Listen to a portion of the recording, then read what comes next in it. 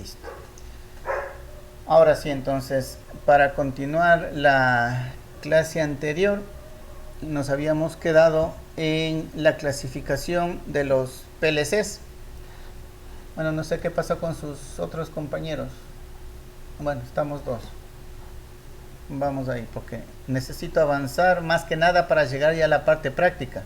Aquí lo interesante ya es que ustedes empiecen a programar y a utilizar su simulador y puedan ya ustedes irse inventando o irse programando las situaciones de cualquier sistema o proceso que quieran ustedes automatizar. ¿Sí? Ese es el meollo de aquí de los PLCs, ya empezar a implementar cosas reales. Como mencionábamos en algún punto, los sistemas van a depender de la persona que los está diseñando. Va a encontrar en el internet guías, en el equipo no va a encontrar nada porque el equipo es para ser programado, ¿sí? Entonces siempre va a quedar a expectativas o va a depender de la persona que se haga cargo del proyecto para que lo programe de buena manera, para que el sistema trabaje de la manera en que se quiere que trabaje. El único responsable ahí va a ser usted, va a ser el dueño del proyecto, ¿sí? Si algo no sale bien, no es culpa del PLC, es que algo le está haciendo mal en la programación, ¿sí? Para eso hoy en día existe los famosos simuladores. Y aquí hagamos un pequeño paréntesis para hablar de la importancia de los simuladores. Remontémonos de lo que hablábamos la clase anterior a las fábricas, ¿sí? Que tenían los sistemas eléctricos, los sistemas de control eléctricos normales. Ellos, el momento de tenían que armar el sistema para saber si el sistema funciona o no, para de pronto descubrir fallos que no consideraron. Vean qué tan trágico era la situación antiguamente. Si la fábrica era voluminosa, era extensa, imagínese el pobre técnico encargado del proyecto tenía que primero poner a todas las personas a trabajar, hacer las conexiones eléctricas, ir conectando los voltajes adecuados para cada módulo y todo lo demás. Y esperar a la línea de producción, ¿sí? Para que inicie la secuencia y esperar y seguir evaluando que todo esté funcionando bien. Si por ahí la etapa de empaquetar el producto no empaquetaba o empaquetaba mal, había que detener el proceso, hacer el análisis de ver qué es lo que estaba pasando, corregirle, ¿sí? Y nuevamente correrle a la línea de producción y esperar que ya no suceda ningún desperfecto.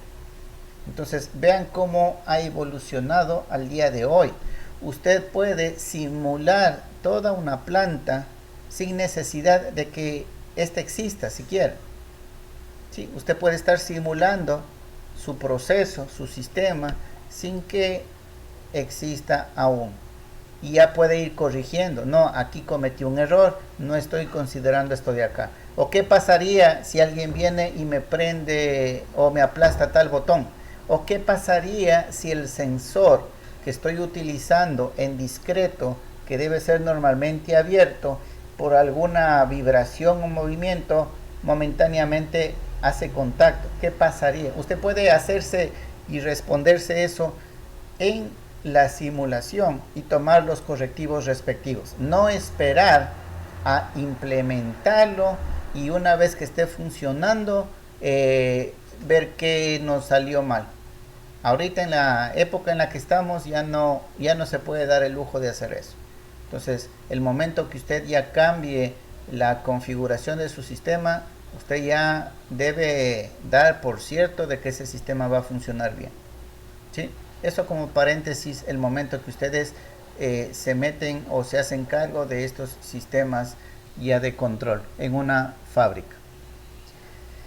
Vamos viendo, estábamos analizando ya anticipadamente cada una de las partes del PLC. Primero, que la clasificación determina a los compactos como una clasificación.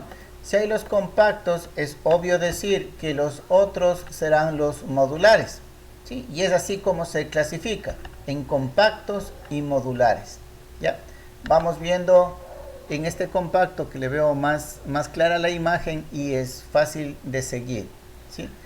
Estábamos identificando, aquí tenemos la fuente de alimentación del PLC con lo que va a funcionar el PLC. En este caso es un PLC de 24 voltios DC. Aquí me indica que las entradas, y puedo leerlo claramente, dice de la I1 y la I2, dice que funcionan con 24 DC. Pero ¿cómo funciona? La entrada, ustedes saben que en programación el cerebro del PLC está viendo el estado de las entradas y él ve asignando un 0 o un 1, abierto o cerrado, activado o desactivado. Entonces, lo de acá afuera me indica que si no hay nada, la entrada está desactivada. O sea, si no conecto nada o hay 0 voltios, la entrada está desactivada. Y cuando yo conecte 24 voltios DC en ese punto, ahí va a significar entrada activada, un 1, ¿sí? En la programación. Eso es lo que me indica. Todo me está indicando aquí ¿qué sería la nomenclatura del PLC? Acá también me dice que permite entradas analógicas, dice. Analógicas o de 24 VDC, ¿sí? Tiene la posibilidad de ponerle señales analógicas. ¿Cuál sería una señal analógica? Un termómetro, una sonda de medición de temperatura. Esa es una señal analógica, entonces puedo yo conectarle esa sonda acá. ¿Por qué? Porque este PLC me lo está permitiendo. No quiere decir que todos le permitan. Estamos hablando de este PLC en particular. ¿Qué más tenemos por acá? Tenemos los botones de flecha izquierda, para abajo, para arriba, para la derecha, y hay una que dice menú o que dice OK, con la que aceptamos las instrucciones, ¿sí? Acá abajo nos dice salidas, outputs, del Q1 al Q4, dice. Y me dice un dato adicional, me dice relé de 5 amperios. Y por si eso fuera poco, miren el símbolo que tiene en la parte de abajo, tienen el símbolo de un contacto normalmente abierto. Lo que me quiere decir es que la salida es un contacto de relé. ¿Sí? Entonces, solamente me permite hasta 5 amperios, dice. Si yo voy a poner una carga que me consuma más corriente, ¿sí? Entonces ya no le conecto directamente a este contacto del PLC. Tengo que utilizar un relé, un relevador o un contactor, ¿sí? Entonces ahí utilizo un elemento intermedio entre el PLC y la carga real, ¿sí? Si es que se me sale de estos parámetros. De entradas y salidas hay dos tipos. En este caso, las salidas dice que es de contacto de relé, pero también puede haber de salida de transistor. Ya vamos a ver más adelante ese tipos especiales de salidas, ¿sí? Son contactos, son elementos de estado sólido, perdón, que también ustedes saben que un transistor usted puede hacerle funcionar como switch abierto o switch cerrado. La diferencia es que al no tener partes mecánicas va a ser más rápido, ¿sí? Pero lo común son este tipo de contactos de relé. Entremos un poquito en materia. Dice, ¿qué caracteriza los PLCs compactos? Que el CPU, ¿sí? Que todo forma parte de un solo bloque. Todo está formando parte de un solo bloque. Las entradas, las salidas, el CPU, aquí la parte de programación, bueno, eso no todos no es necesario que todos lo tengan, pero en este modelo lo tiene. Todo está en un solo bloque y eso es lo que lo identifica como un PLC compacto. ¿Sí? El puerto de comunicaciones también está en el mismo módulo. Aquí, si pueden ver, es una tapa. Si es que ustedes quieren, abren esta tapa y también es un pórtico de comunicación. Sí, pero la idea es de que si todo está en un solo bloque, todo está en un solo módulo, es un PLC compacto. ¿Sí? Características, dice, se utiliza cuando nuestro proceso a controlar no es demasiado complejo y no requerimos de un gran número de entradas o salidas, ¿sí? Ni tampoco de un módulo especial, como por decir, yo que sé, necesito conectar este PLC a la red para monitorearle desde mi casa. Entonces necesitaría un módulo Ethernet. Este ya no le permite. Este fue fabricado así y morirá así. Ya no puede usted ponerle módulos adicionales. Por eso dice acá, no requieren los procesos, no. Si es que no requieren de un gran número de entradas o salidas o de algún módulo especial. Si no requiere nada de eso, usted puede utilizar este tipo de PLCs. Pasamos entonces a los modulares. Y aquí lo interesante es que dentro de estos modulares hay de dos tipos. Como siempre suele suceder en el aspecto técnico, siempre hay la versión europea y la versión americana. Entonces dice que la estructura americana dice que es en la cual se separa los módulos de entrada y salida del resto del PLC, lo que significa que el CPU, la comunicación, todo queda en un bloque y entradas y salidas son módulos adicionales. ¿Sí? Prestarán asunto a esta clasificación porque es pregunta de examen. Siempre suelo hacer esta pregunta en todos el tiempo que he estado, siempre he hecho la misma pregunta. Entonces, de pronto les he de hacer también la misma. Ya, bueno, si no me escuchan aquí pueden leerle, ¿no? La estructura americana dice es en la cual se separan los módulos de entrada y salida. O sea, solamente los de entrada y salida son módulos separados. Pero de ahí el CPU, la fuente, la tarjeta de comunicación, la de programación, todo lo demás está en un solo bloque, excepto entradas y salidas. ¿Qué me permite eso? Que yo puedo tener un bloque de entradas y salidas o puedo tener 2, 3, 4, 5, los que me permita el fabricante. Y salidas también, puedo tener un módulo, 2, 3, los que me permite el fabricante. Y también los que yo necesite en el proceso. Entonces yo puedo ir armando, pero lo único que tiene por separado son entradas y salidas. Esa es la estructura americana. Ahora la estructura europea, en cambio, cada cosa es un módulo separado. O sea, un módulo será el CPU, un módulo será la fuente, un módulo será la tarjeta de programación, un módulo será el puerto de comunicaciones y obviamente otro módulo va a ser entrada y otro módulo va a ser salida. Entonces, para la estructura europea, todo es modular. ¿Sí? Esa es la diferencia básica entre los dos tipos. Y los dos se clasifican como modulares. ¿Sí? Espero que no haya ninguna duda. Por ejemplo, en Petroecuador tienen del tipo europeo. Ahí utilizan si no es se me fue el nombre. Si no es el sistema Delta V o el otro, el ControlLogix, ¿cómo es? No es ControlLogix la marca, es del programa. Ay, se me fue el nombre. Bueno, ya me he de acordar.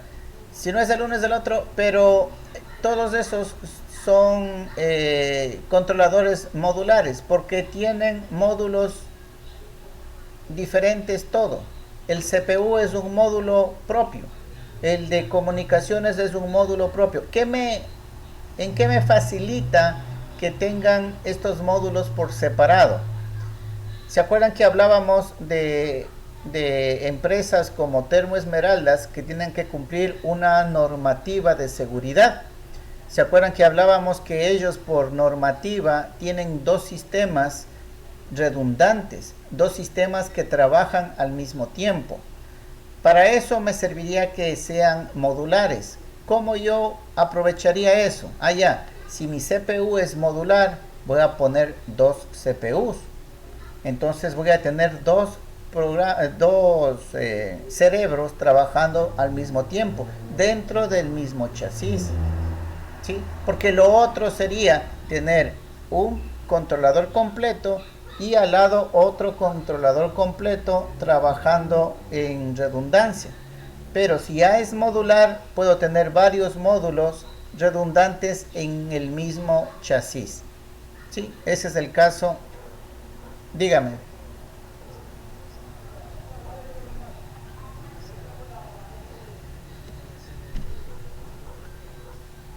Sí, sí, ocupan el Termo Esmeraldas, ocupa el sistema Delta V mismo. Sistema Delta V redundante, si mal no recuerdo. ¿Es Delta V o Siemens? Bueno, no me acuerdo. Pero es redundante. En Petroecuador sí utilizan Delta V. Y el otro nombre que no me acuerdo, por alguna razón, se me escapa de la mente. Eh, la verdad, a ver, vamos, vamos al hecho de que por política pública usted no puede pedir una marca específica. Si Petroecuador lanza un proyecto, debe especificar su sistema de control en cuanto a la funcionalidad. Yo quiero un sistema que haga esto y que haga esto de acá. Es el oferente, el contratista, el que dice, yo le hago su sistema, pero usted se pone a verle y tiene un controlador Delta V. El otro oferente hace el mismo sistema, pero tiene un controlador Siemens. El otro hace lo mismo y tiene otro controlador, un Allen Bradley, por poner un ejemplo. Entonces, Petroecuador no compra marcas, ¿sí? Compra el sistema. Y si ya les llegó con ese equipo, ya con ese equipo tiene que funcionar luego. Pero no compran, las empresas públicas no compran equipos con nombre y marca ni nada de eso. Sí, compra soluciones. Entonces, en cuanto a eso, no es que Termoesmeraldas o Petroecuador decidió. Ellos hicieron la ingeniería de cómo debe funcionar el sistema. Mas no dijeron necesito este PLC o necesito el otro. Y han sido los contratistas y han sido los representantes de las marcas que estén en nuestro país, que obviamente por ganar el contrato hicieron un buen trabajo, ¿sí? Y pudieron vender sus equipos junto con ese proyecto. Entonces ahí ya ¿qué sería? El éxito viene siendo de los técnicos que trabajan en esas empresas representantes de las marcas, porque están posicionando su marca en Petroecuador, en Termoesmeraldas, por aquí, por allá y por acá. Entonces, allí el éxito, los que son premiados son los de las empresas representantes de esas marcas, que están vendiendo sus productos. Pero la empresa pública como tal no puede decir, demen este tipo de equipos. Entonces, ha coincidido, digámosle de esa manera, que los controladores que más se utilizan son del tipo modular y de la estructura europea, aquí en Esmeraldas, en las empresas públicas de aquí. ¿Qué más? Aquí tenemos, y por eso quería yo hacerles un caso particular de este PLC con pantalla y este PLC sin pantalla. Entonces, aquí vamos a identificar las mismas partes. ¿Se acuerdan cuáles son las partes principales del PLC? Un CPU, el CPU, perdón, obviamente tiene que estar interno. Eso ya no podemos ver. ¿Qué más decía la definición? Que debe tener una memoria programable, ¿sí? programable por el usuario. Entonces, en algún lado debe haber un puerto de comunicación que le permita programar en la memoria EEPROM. Entonces, ustedes ven aquí dice el conector de la memoria EEPROM, donde usted programa a su PLC. ¿Sí? ¿Qué otra cosa decía la definición? Bueno, entradas y salidas, exactamente. Entonces, en la parte de arriba ustedes pueden ver terminales de conexión de entradas, todos estos tornillos que aparecen acá. Y en la parte de abajo dice las conexiones de salida. Todos los tornillos acá para las conexiones. ¿Sí? Aquí tiene un punto de puesta a tierra, exactamente, una fuente de alimentación. ¿Dónde estará? Acá mismo dice terminales de alimentación. Aquí está la tierra y el que sea de la fuente del PLC. ¿Qué más? Bueno, por definición de sistema de control o de microprocesadores, ustedes deben saber que todo microprocesador tiene una memoria ROM, ¿sí? Aparte de la RAM, que es con la que funciona, tiene una memoria ROM, que es con la que el equipo cuando se prende sabe qué es.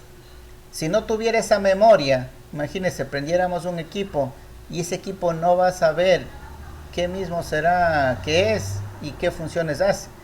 Todo equipo que maneje un microprocesador tiene eso. Si usted destapa su laptop o su CPU, va a encontrar una pila de esas que parecen monedas de 3 voltios, ¿sí? Y esas pilas son las que le tienen activa la memoria ROM, ¿sí? Que es con la que cuando usted prende el CPU, la computadora inicia su trabajo. Entonces todos los equipos tienen también su batería. Aquí le está indicando batería, por si acaso, no es la batería con la que funciona. No es que el PLC sea a baterías, sino que necesita una batería para mantener su memoria ROM, porque estamos hablando de un microprocesador igual que un computador, ¿sí? ¿Qué más? Tenemos un puerto de extensión si es que quiere unir varios PLCs. Tiene un puerto de comunicación si es que quiere monitorearlo, ¿sí? Desde otro sitio o desde una PC, desde un computador. Y vamos acá. Aquí hay una fila de LEDs verdes, rojo, amarillo, ¿sí? Hay LEDs varios en las entradas y varios en las salidas. ¿Por qué es esto? Este requerimiento tienen que cumplirlo todos los PLCs. Es la manera en que le ayuda al usuario o al técnico de mantenimiento en identificar un fallo, ¿sí? Digamos que la salida del PLC conecta a un motor cuando un pulsador se haya presionado, ¿ya? Digamos que se presiona el pulsador. Entonces, el momento que tenemos una entrada activa, se me ilumina el LED correspondiente a esa entrada. Entonces, usted sabe que el programa internamente ya está, ¿sí? Adjudicándole a esa entrada un 1 lógico, ¿sí? Usted ya sabe que internamente el software está reconociendo a esa entrada como un 1, porque está activa, porque usted presionó el pulsador. Ahora, ¿se acuerdan que cuando yo presionaba tenía que prenderse el motor? Si no se prende la luz de la salida que está conectado al motor, significa que el programa no le está mandando a que se prenda. Por eso no se prende. Pero digamos que el indicador de la salida correspondiente sí se prende. Entonces el programa está haciendo su lógica bien. Está recibiendo la señal de pulsador presionado y le está mandando a prender la bomba. Pero la bomba no se prende, el motor no se prende. Entonces el técnico que está encargado del sistema ya no va a haber la necesidad de traer la computadora, conectarse al PLC y estar revisando la programación, porque no es problema de programación, la programación está funcionando bien. ¿Por qué sé yo eso? Porque el LED correspondiente a la salida está funcionando. Lo que no se prende es la bomba. Entonces tengo que ir a revisar la parte eléctrica desde el puerto de salida hasta la conexión de la bomba. ¿Qué tal si alguien me bajó el breaker de la bomba? Entonces, por más que el PLC le está mandando la señal para que se prenda, pero la bomba no se está prendiendo, ¿sí? Entonces, es una indicación para diagnosticar los fallos. Todo PLC debe cumplir con esto. Entonces, ahí vamos acá. ¿Dónde le ven esos LEDs? Aquí. En el compacto.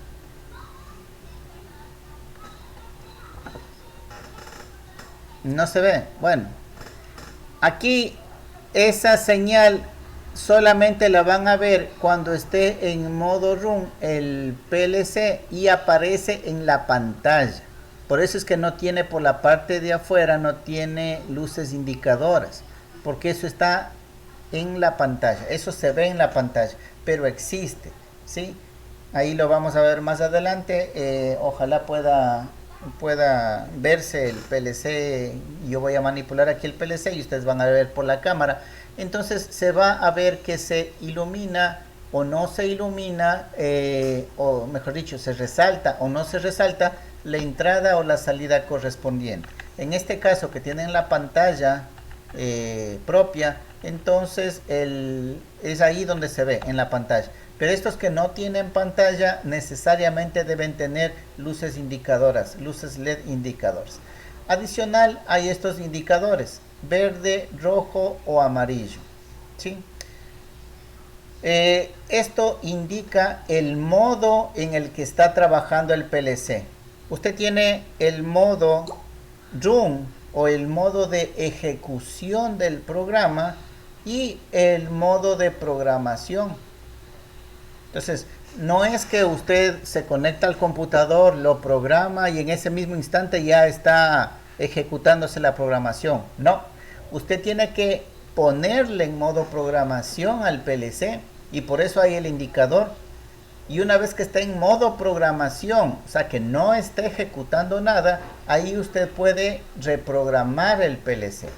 Aquí nomás con lo que acabo de decir, entonces es fácil de deducir que yo cuando quiero hacer algún trabajo en el PLC, en la programación del PLC, yo necesito parar la ejecución del PLC. Mucho cuidado con esto. Si es que van a trabajar en alguna empresa donde tienen un PLC y quieren modificar alguna parte de la programación, solamente van a poder modificar la programación si está en modo stop, o sea, si el PLC está detenido su ejecución, su algoritmo de ejecución. Y si ustedes ponen en modo stop y por si acaso estaba funcionando un motor, ese motor se va a apagar automáticamente. Entonces, cualquier trabajo que ustedes como técnicos vayan a hacer en un PLC, vayan a modificar la programación, tiene que estar avisado a operaciones porque el proceso ustedes lo van a parar, ¿sí? Si desconocen de esto, van, le apagan para disque cambiar la programación, le pueden botar de la empresa lo más fácil porque no avisó previamente de que iba a detener el sistema, ¿sí? Entonces mucho cuidado y por eso son las luces que aparecen aquí, verde, rojo, amarillo, porque el uno le indica que está el PLC corriendo o está en programación. Hace 2 periodos, cuando daba esta clase, hubo un muchacho que trabajaba ya en una empresa y tenía un sistema con PLC y se interesó bastante cuando estaba ya recibiendo la práctica y me decía, ¿sabe qué? El PLC dejó de trabajar, ¿sí? Y por más que le conecto, el PLC está prendido, dice, pero no hace nada el PLC. Entonces opté por hacer el circuito eléctrico. Entonces él armó todo el circuito eléctrico para reemplazar el PLC. Entonces, cuando yo le daba esta clase, yo le digo, usted me dijo que estaba prendido el PLC, eso es una cosa. Lo que quiero que vaya y confirme en su empresa es si es que está en modo run, así se llama.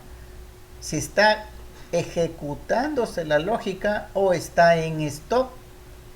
Y lo que había pasado era que se había ido la energía, algo había pasado con la energía en el trabajo de este muchacho, se había apagado el PLC y cuando regresó, no regresó en modo run, se quedó en stop. Obviamente ellos veían que el aparato estaba prendido, sí, está prendido, una cosa es que esté prendido y otra cosa es que esté en modo ejecución. Entonces vieron prendido, pero vieron que no hacía nada. Por más que aplastaban botoneras y todo lo demás, no hacía nada. Entonces creyeron que estaba dañado. Y lo único que había sido era que estaba en modo stop. Entonces el muchacho que ya tuvo este conocimiento lo puso en modo run y el sistema estaba bien. ¿Sí? Entonces miren, esas son las cosas que usted debe ir sabiendo. Usted ahorita ya va a aprender cosas para dar solución real a lo que está pasando en los sistemas industriales. A ver, me apareció el mensaje del Cisco. Voy a terminar la sesión y nos volvemos a conectar, por favor.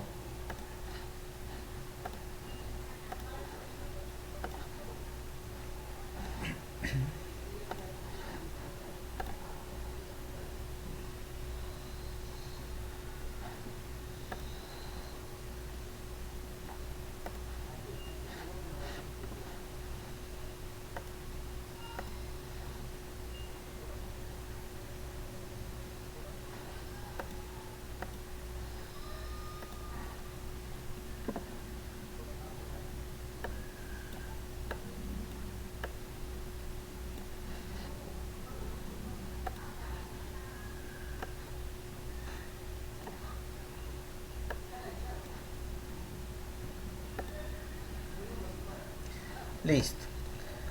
Entonces, no sé si alguien de ustedes ha trabajado ya en alguna empresa donde manejan PLCs o han visto en funcionamiento algún PLC ya en la práctica en la industria. No sé si alguien ya ha tenido un contacto con el PLC. ¿No? Ok, listo. Bueno.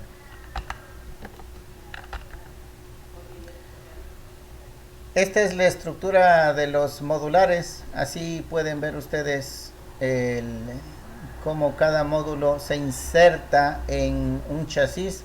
¿Sí? Cada uno representaría una entrada, una salida, un modo de comunicación analógico, digital, discreto, entradas, salidas, el CPU, la fuente y todo lo demás. ¿Sí? De esta manera vienen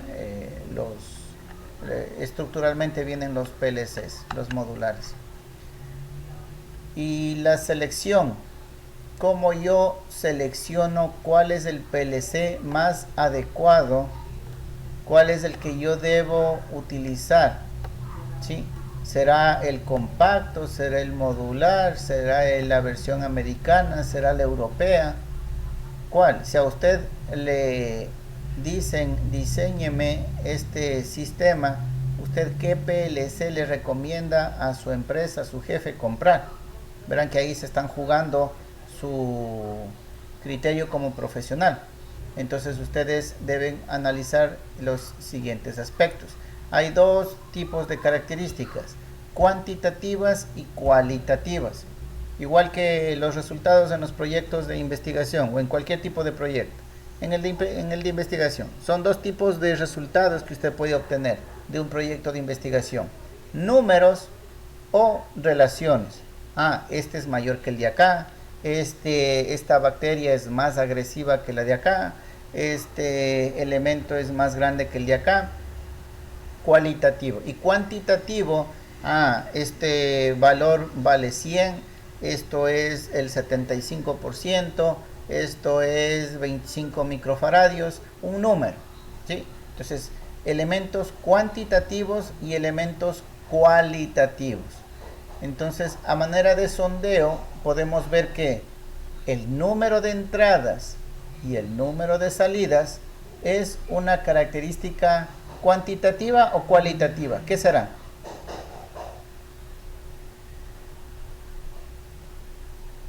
Si es que ustedes quieren dimensionar el número de entradas y el número de salidas, ¿qué criterio será? ¿Cuantitativo o cualitativo?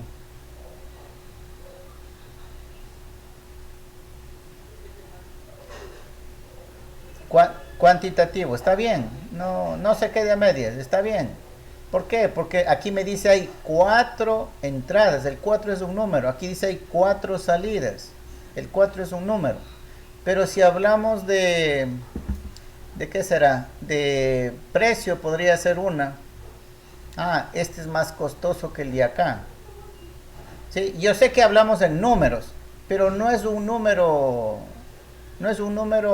que sería ahí la solución de la comparación, sino que el uno es más caro que el otro, el uno es más costoso que el otro. ¿Sí? Entonces sería un aspecto cualitativo. Vamos viendo, en selección ustedes tienen que ver la capacidad de entrada y salidas, eso ya dijimos. Los módulos funcionales, ¿se acuerdan que yo en las tesis les dije que en el alcance pongan que van a trabajar con señales discretas? Porque es una manera de seleccionar el PLC.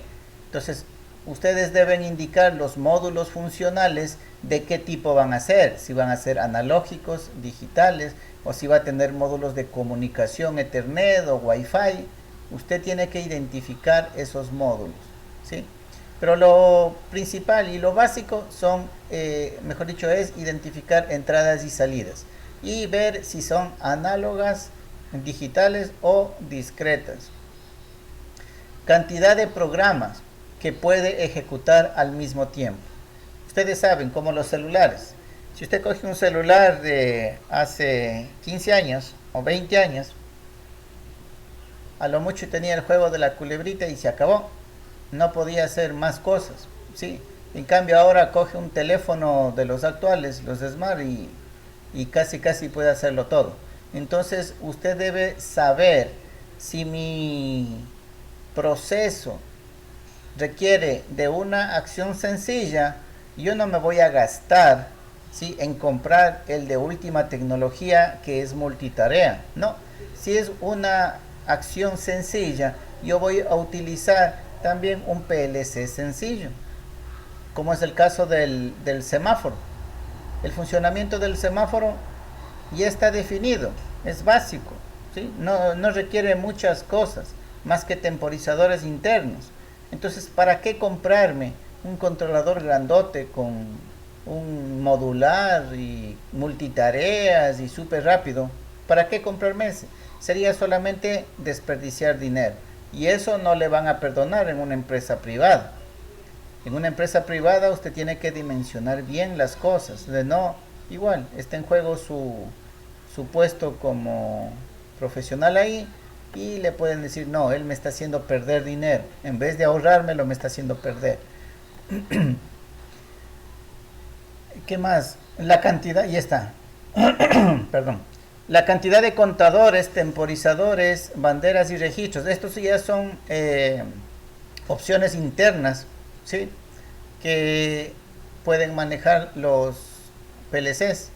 Si yo necesito hacer varias, yo que sé, una línea de producción que tenga varios tiempos o ocupe varios temporizadores, varios registros, entonces, o contadores, ¿sí?, yo voy analizando ese aspecto. Pero lo que le viene por default es más que suficiente, creo. Deberían ser casos específicos donde usted deba ver este tipo de cosas. Lenguajes de programación. Sí, ya vamos a ver más adelante, el PLC solamente existen 5 lenguajes de programación. Entonces, en todo caso, debe ver usted cuál es el lenguaje que más usted lo sabe utilizar, y en función de eso ver si ese PLC le permite programar con ese lenguaje o no. Capacidad de realizar conexión en red de varios PLCs. ¿Se acuerdan que dije que había un pórtico para comunicarse entre ellos? Entonces ver si es que quiere comunicarse entre varios PLCs y usted dimensiona con esa opción. El respaldo de una compañía o fabricante del PLC. Esto es importante. Por ejemplo, habíamos hablado ya de que el Estado no le pone marca a los equipos. Solamente dice, necesito esto, necesito que este sistema funcione de esta manera.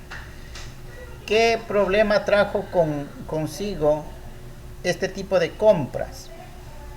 En que se implementaron sistemas porque cumple lo que la empresa pública quiere, pero vinieron con equipos chinos, equipos que no tienen manuales, no tienen un respaldo de una empresa local, ¿sí?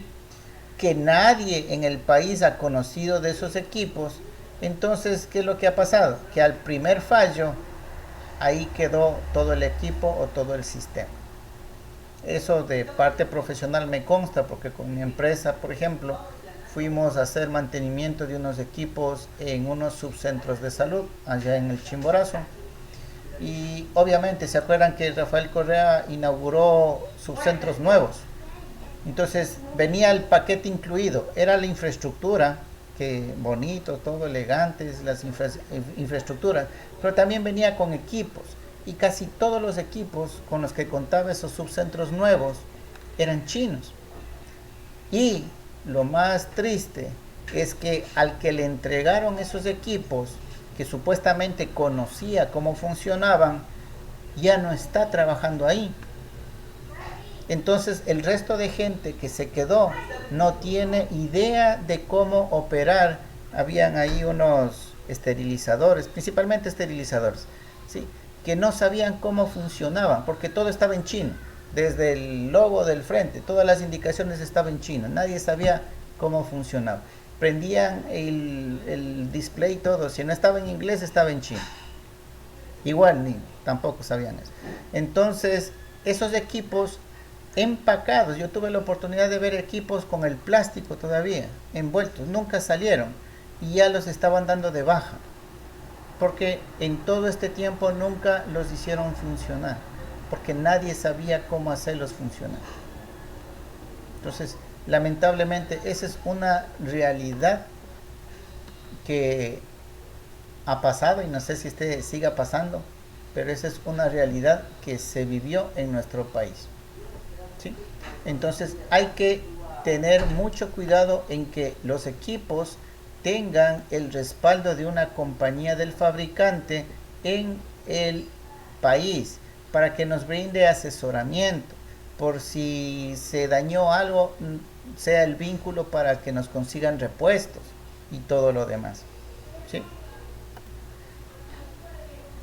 Perdón, no garantía, porque la garantía tiene fecha de caducidad, ¿sí? Ninguna garantía es eterna. Entonces, cuando se acabe la garantía, por lo general la garantía le dan cuando el equipo no le va a fallar. El equipo le va a fallar después de que se venza la garantía, ¿sí? Entonces, después de que se vence la garantía, falla el equipo y usted en el país no sabe con quién contactarse porque nadie es representante de esa marca y nadie sabe cómo funcionan esos equipos. Entonces, necesariamente debe haber un representante aquí en el Ecuador, ¿sí? Donde también vi eso, en el ECU 911, por ejemplo. Ahí también fue construcción nueva y fue entregada a los chinos. Y los equipos que manejan ahí son chinos. No sé si han tenido la oportunidad de entrar, pero en las salas del ECU 911, donde va el presidente de la República, los ministros, ellos tienen una sala especial que está en la parte alta y pueden ver todas las pantallas donde están los que hacen el monitoreo de todas las cámaras. Bueno, ellos tienen un cuartito especial para ellos.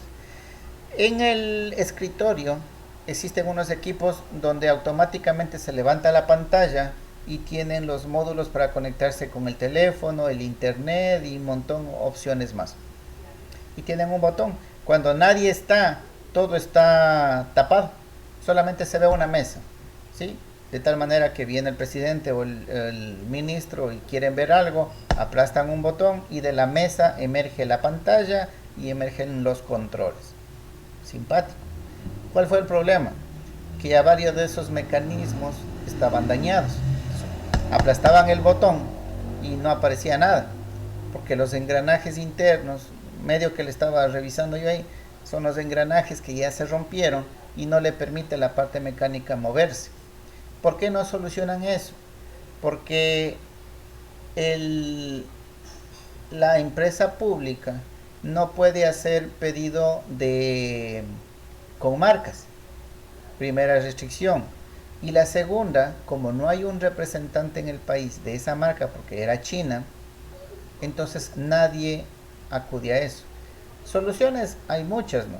Te puede abrir el contrato a cualquier empresa que no le brinde el repuesto original. Un engranaje puede ser hecho, puede ser fabricado. O sea, ¿por qué piden que sea un repuesto original? Eso ya es una traba que le ponen las mismas empresas y hace que sistemas como estos, que pueden ser fácilmente reparados, estén dañados y no funcionen y no sean utilizados por eso. Ya, allá eso ya pasa de nuestras capacidades, eso ya es política y eso ya no hay mucho que hacer, pero soluciones se pueden dar muchas para tener las cosas funcionando, pero los mecanismos no hay. Vean, mecanismos para hacer bien las cosas no hay mucho, pero mecanismos para evadir, para hacer las cosas fraudulentas, para eso sí hay, creo que todas las leyes. Bueno, entonces eso nada más como anécdota aquí a la importancia del respaldo de la compañía fabricante. La compatibilidad con equipos de otras gamas, eso también es importante. Bueno, ese monopolio ya se ha ido eliminando. Anteriormente, hace unos 20, 30 años, si usted compraba un transmisor Rosemont, tenía que comprar el transmisor, tenía que comprar el controlador, el regulador, lo que sea, de la misma marca. Y el software de la misma marca. ¿Sí? Entonces, todo era de la misma marca. Ahora ya no. Entonces, ahora los sistemas son más abiertos. Puede funcionar el uno de la marca Rosemont con el otro de la marca ABB y así pueden interactuar varias marcas diferentes dentro de un mismo sistema. A eso se refiere con la compatibilidad con equipos de otras gamas, otras marcas también. Entonces, como habíamos dicho, la selección de criterios cuantitativos, bueno, esta no le han de alcanzar a ver. Yo trataré de subir o les comparto en el link de las tareas la bibliografía, porque ya en el aula virtual ya no me deja subir nada. Entonces les puedo compartir en el link. Esto no se alcanza a ver, pero cuantitativos estarían entradas, salidas, la capacidad de entradas, salidas en cuanto a velocidad, el ciclo de ejecución en milisegundos, ¿sí? Acuérdense que qué tan rápido es el PLC también es un parámetro importante. De pronto hay aplicaciones que no ameriten, por ejemplo, el llenado de un tanque de petróleo. Un tanque le estará llenando en un día. Entonces como que no es primordial el que sea rápido. Pero entiendo yo que de pronto una industria farmacéutica o los que tengan que hacer compuestos entre, yo que sé, elementos químicos que deben estar estrictamente en las proporciones adecuadas, entonces ese sistema sí se requiere que sea rápido, que detecte y controle de manera inmediata. Entonces para ellos va a ser más crítico que tenga un ciclo de ejecución bien rápido, y en cambio para los otros procesos que no es necesario centrarse en ese tipo de criterio, ¿sí? El ciclo de ejecución. También está la periferia y programadoras, ¿sí? Si es que permite conectar una impresora, si es que permite conectar discos, eso también estaría dentro de los elementos o criterios cuantitativos. Las comunicaciones, si permite comunicación Ethernet, 485, 232, comunicación serial, eso también está dentro de los criterios cuantitativos. El conjunto de instrucciones, ya de cajón sabemos que el PLC hace instrucciones lógicas de comparación y aritméticas, casi todos vienen con eso, pero hay otras instrucciones que no todos vienen con eso, excepto que usted lo pida, que sería controladores internos, ¿sí? Como los PIDs, o algoritmos matemáticos o funciones matemáticas complejas, como integrales, derivadas y todo lo demás, ¿sí? Entonces, si usted quiere que ese PLC venga con esas características, usted tiene que pedirlas, ¿sí? Forma parte de los criterios cuantitativos. La memoria también, igual que el teléfono, ustedes han visto, ¿de cuánta es la memoria? Es de 32, la mía es de 64, no, la mía es de 128. La memoria de almacenamiento. ¿En qué influye esto? Mientras más memoria, yo más cosas puedo programarle a mi PLC. Mi sistema va a ser mucho más grande, o me permite que sea mucho más grande, dependiendo de la memoria que maneja. Y como la memoria está en números, también es un criterio cuantitativo.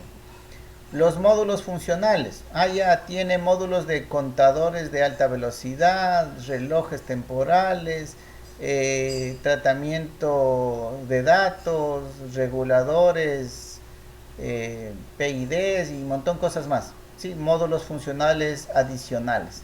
También es un criterio cuantitativo. Esto sí se ve de mejor manera. Los cualitativos, en cambio, son las ayudas al desarrollo de programas. ¿Tiene ayudas o no tiene ayudas? Sí viene con ayudas. Criterio cualitativo. Fiabilidad del producto. ¿Es fiable o no es fiable?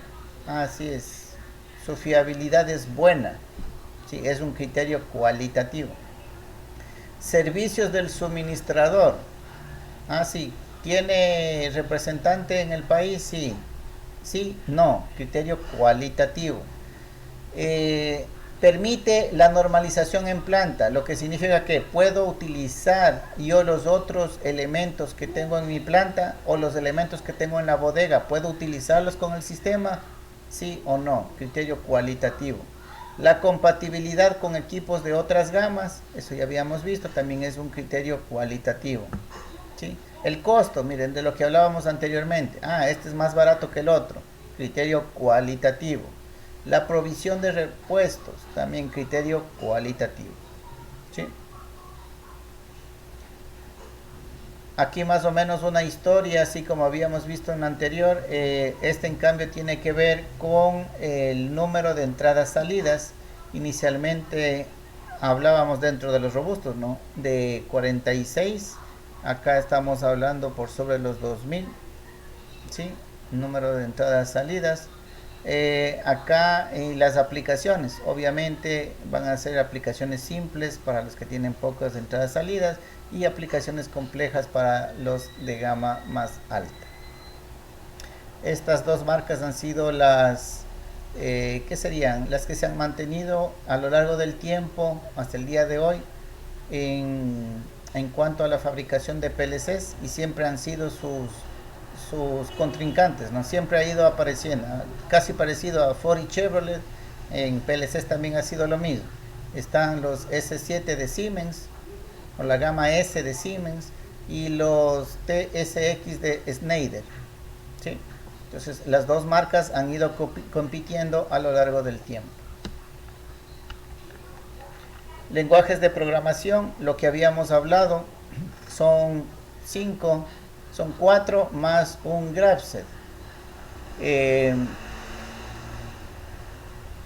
Dos lenguajes gráficos, que es el diagrama ladder y el diagrama de bloque de funciones. Esa sería la traducción, diagrama de bloque de funciones. Estos son gráficos, usted lo puede ver y asimilar, ¿sí? De manera fácil. Hay los que son de lenguajes de texto, los literales, donde usted introduce texto o instrucciones.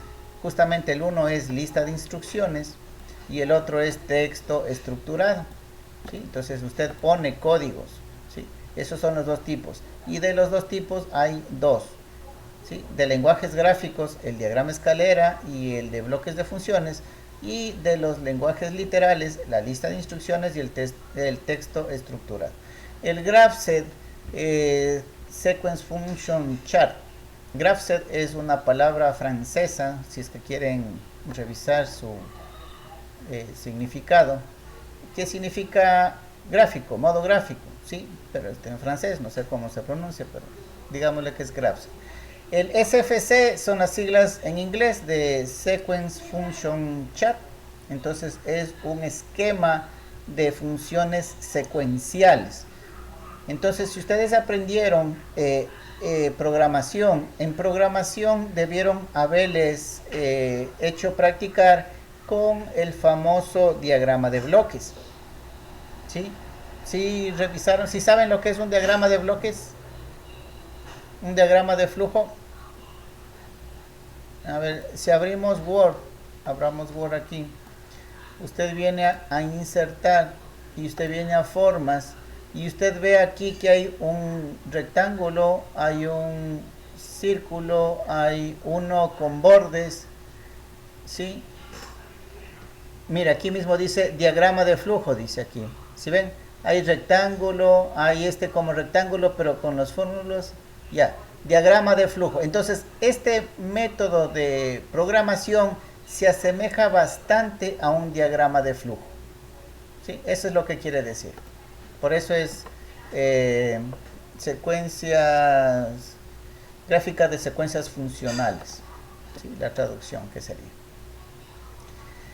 ¿De qué va a depender el lenguaje de programación del programador?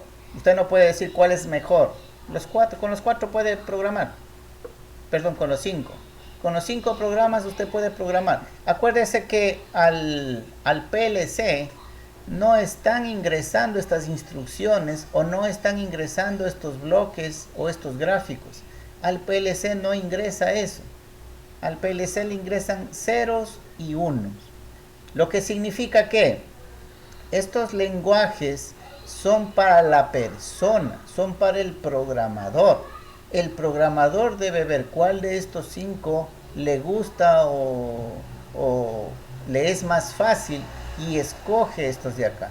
De ahí al final, cada uno de estos lo que hace es convertir, hace una descarga. El momento que hace la descarga del programa al PLC, ahí le transforma el lenguaje de programación a ceros y unos, que es a la final lo que se programa el PLC. Entonces, para el PLC da igual en cuál. Esto más depende del programador, cuál de todos le gusta. Ahora, de todos, el lenguaje ladder, que ya vamos a ver, es el más común porque es el que más se asemeja a las instalaciones eléctricas que ya conocían anteriormente. Para que tengan una idea nada más, así es como se vería un programa. Este de aquí es el programa ladder. Si ven, hay una línea a la izquierda, una línea vertical a la izquierda, una línea final a la derecha. Hay líneas horizontales como peldaños de escalera, por eso se le conoce como lenguaje en escalera. La escalera son 2 palos verticales y varios horizontales. De ahí su nombre, ¿sí? Y eso es, ustedes pueden apreciar y a lejos pueden reconocer, este es ladder, esto sí sé. El Sequence Function Chart, entonces miren, aquí está el start, aquí hay ciertas transiciones que deben cumplirse, condiciones que deben cumplirse, y de ahí, si es que se cumplen, continúan al siguiente paso y se ejecuta esta acción. Luego de ejecutarse esta acción, quedan nuevamente esperando una siguiente transición, que es alguna comparación. Una vez que se cumple esta comparación, continúa con el siguiente paso y así puede hacerle usted que regrese al inicio. Entonces, si usted ve una programación de esta manera, usted ya sabe que es el Sequence Function Chart. Si usted ve una gráfica como la de acá abajo, en la parte inferior derecha, que están cuadritos y entradas y salidas, y la salida del uno es entrada del otro, significa que son bloques de funciones.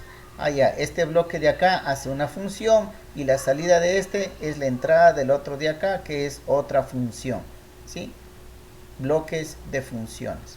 Pero si usted le ve de esta manera, como está acá en la parte derecha, que dice entrada manual, entrada automática, desbloqueo, funcionamiento, son listas de instrucciones, ¿sí? Escritas.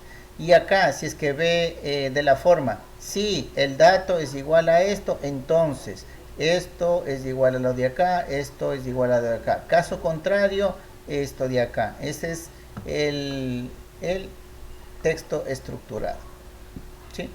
Entonces ahí están los 5 lenguajes de programación. ¿Cuál de todos esos para usted es el más fácil de entenderlo y de aplicarlo?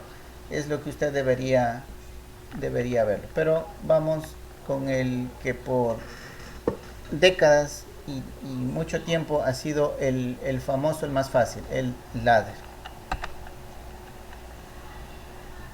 ¿Se acuerdan que hablábamos del ciclo scan? ¿Cómo trabaja el PLC? Vamos viendo.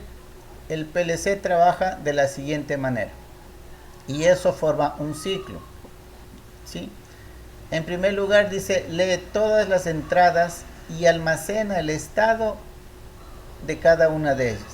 Entonces, imaginémonos que el PLC es un monito que está ahí adentro, como los picapiedras. Entonces, ¿qué es lo primero que hace? Mira las entradas. La entrada 1 está desactivada, la entrada 2 desactivada, la entrada 3 activada. Y esos datos él lo va almacenando en la memoria, ¿sí? Almacena el dato de cada una de ellas. En segundo, ¿qué hace? Ejecuta las operaciones del programa, siguiendo el orden. Yo le programé de que si la entrada 2 está activa, entonces la salida 1 también se va a activar. Eso es lo que yo puse. Entonces él va a ejecutar esa lógica. Y como le puse que salga, entonces es lógico ver que el tercer paso, ¿sí?, es escribir el resultado en las salidas. Como dijo que cuando esté activo la entrada 3, la salida 1 está activa, entonces le va y le escribe un 1 en la salida correspondiente. Activa las salidas, ¿sí?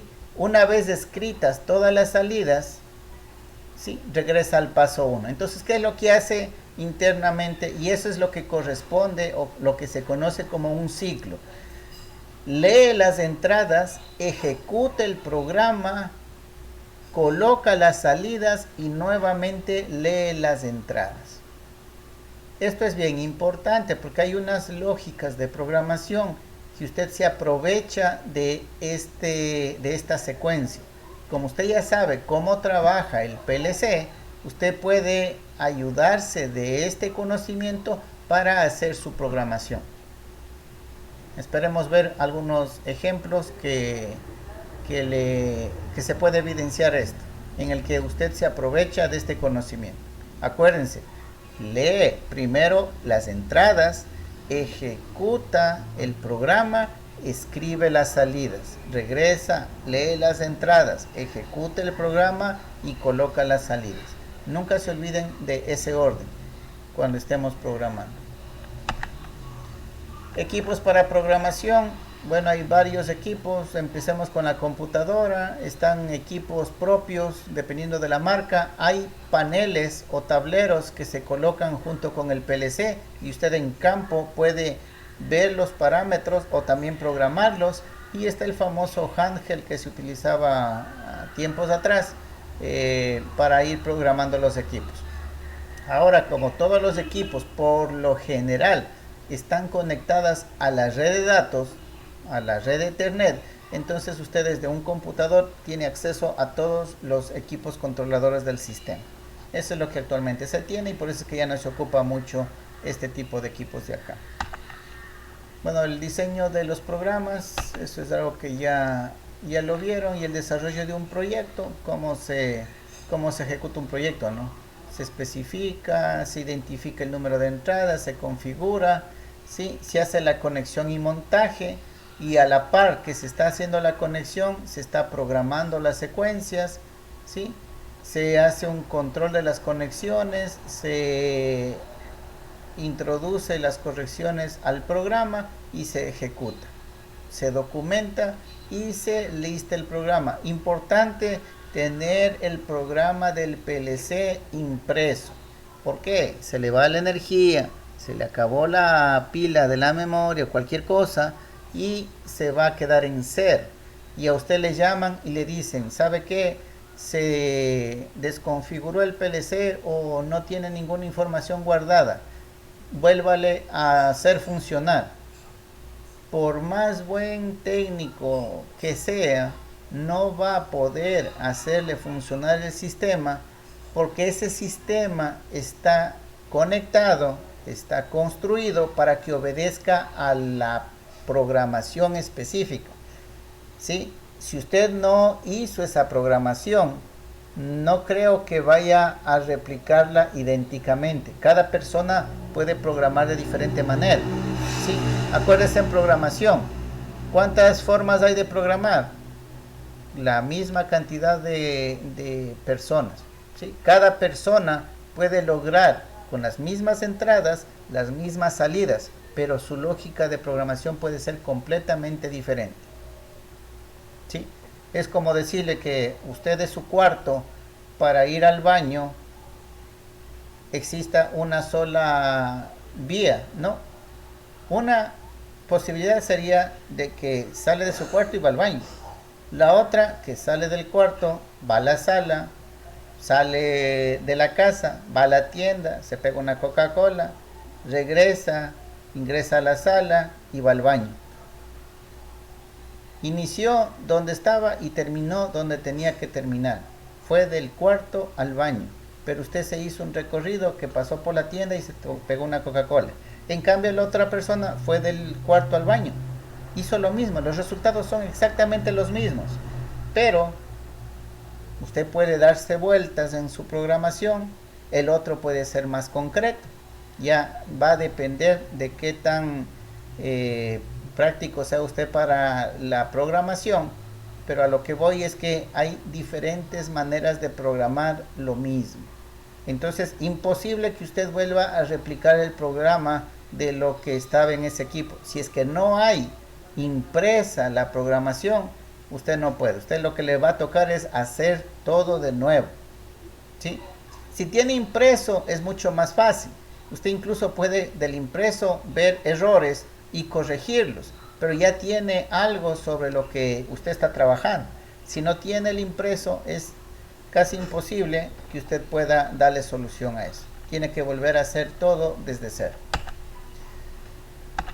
Listo, jóvenes. Eso como parte introductoria de lo que es PLC. Entonces, ahora sí, ya quedamos solamente para hacer ejercicios.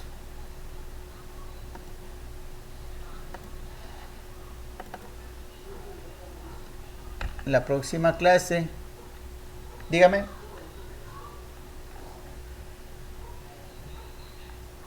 Le voy a compartir al Drive. Eso es lo que le estaba diciendo. Ya no me permite subir nada ya al aula virtual. No sé por qué. Entonces voy a ponerle en el Drive y voy a compartir el enlace. Sí, voy a subir toda esta bibliografía al Drive. Lo que sí me permite el aula virtual es poner links. Entonces voy a poner el link del documento, pero el documento va a estar en el Drive. ¿Sí? Entonces, ya la próxima clase ya empezamos ya con los elementos y vamos a ir viendo estos elementos tanto aquí en la explicación como en el simulador. Entonces vamos a identificar en el simulador dónde saco el contacto abierto, ¿sí? Dónde saco el contacto cerrado. Esto es una bobina. Hay bobinas abiertas, cerradas. Esto es una bobina del set, una bobina del jump. Ahí vamos viendo qué es, dónde le localizamos en el simulador. ¿Sí? Los temporizadores, qué hacen, cómo funcionan. Los contadores, qué hacen, cómo funcionan. Y mientras vamos explicando aquí, vamos abriendo en el simulador. De pronto, aquí ustedes pueden ver que el temporizador tiene una entrada, tiene un PT, que es un tiempo que usted de preset, un tiempo que usted le pone, y una salida. ¿Qué significa esto? Que cuando se activa la entrada, Después de que pase este tiempo que yo le sete aquí, la salida se me va a activar. Eso significa. Pero aquí está facilito, solamente tiene dos entradas, mejor dicho, sí, tiene dos entradas y una salida. Pero en el simulador tiene otras opciones.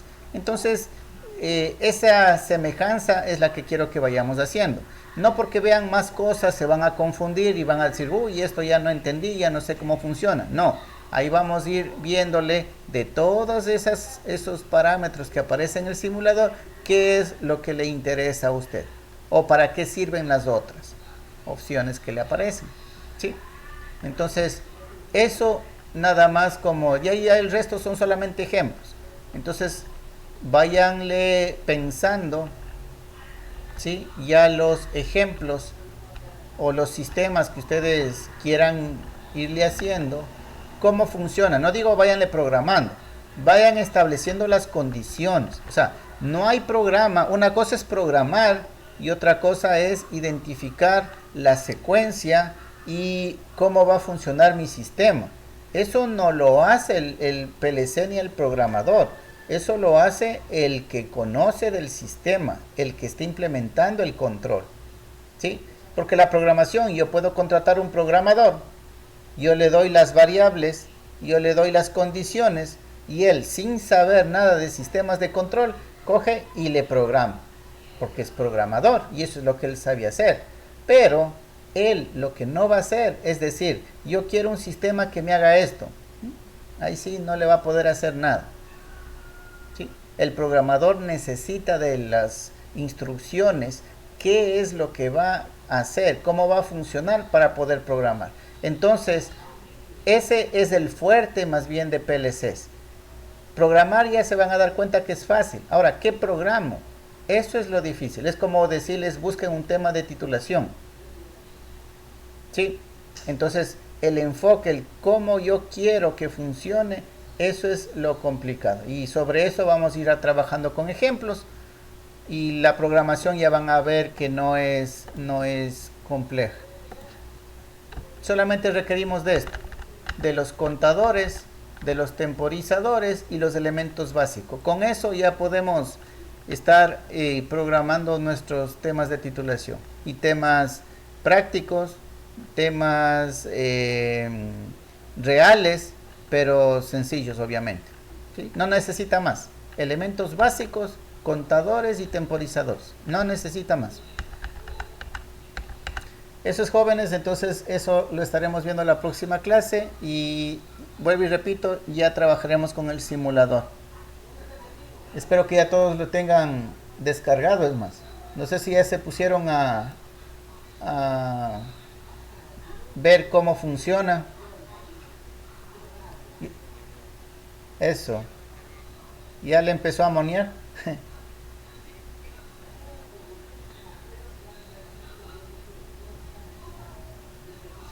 Sí, ¿qué le aparece al principio? Le aparece dos, ¿qué es? Nomenclaturas.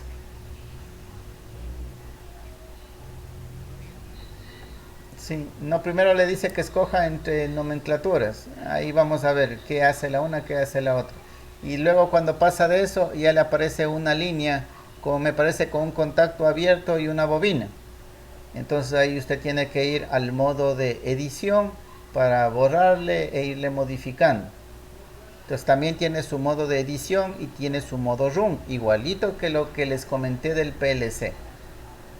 ¿Sí? Bueno, eso ya lo vamos a ver la próxima clase. Listo, jóvenes, eso ha sido todo. Que tengan una buena noche entonces.